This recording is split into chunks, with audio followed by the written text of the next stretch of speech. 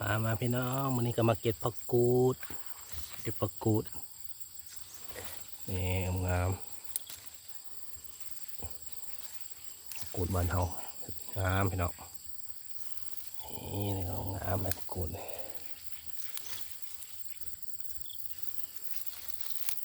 ดอกใหญ่ๆงาม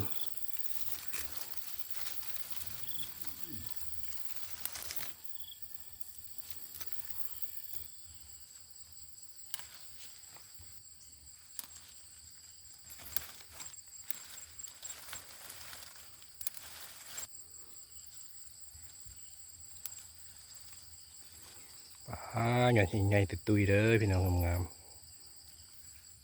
พี่น้องลำใหญ่ตุยงามกูด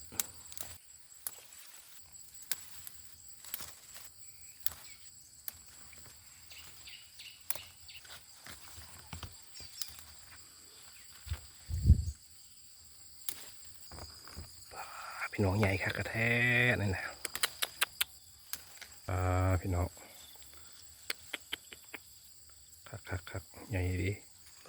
อย่างนี้ก็ใหญ่งามพี่น้องนี่พี่น้องมาผักกูด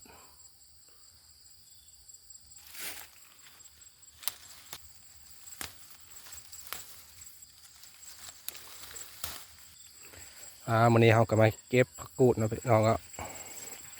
มาเลาะหัวเลาะสวนเก็บผักกูดเลยมันดิอยู่เข็มห้วยผักกูดเราก็ได้ประมาณนี้เนาะกำหนึ่งแล้ว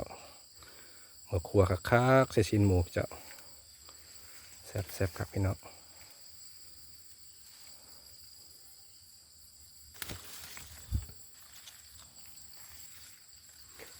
อย่างนี้ก็ตุยงามกระแท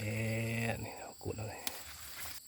เราก็จะข้ามน้ำได้ไหมข้ามน้ำเมื่อละ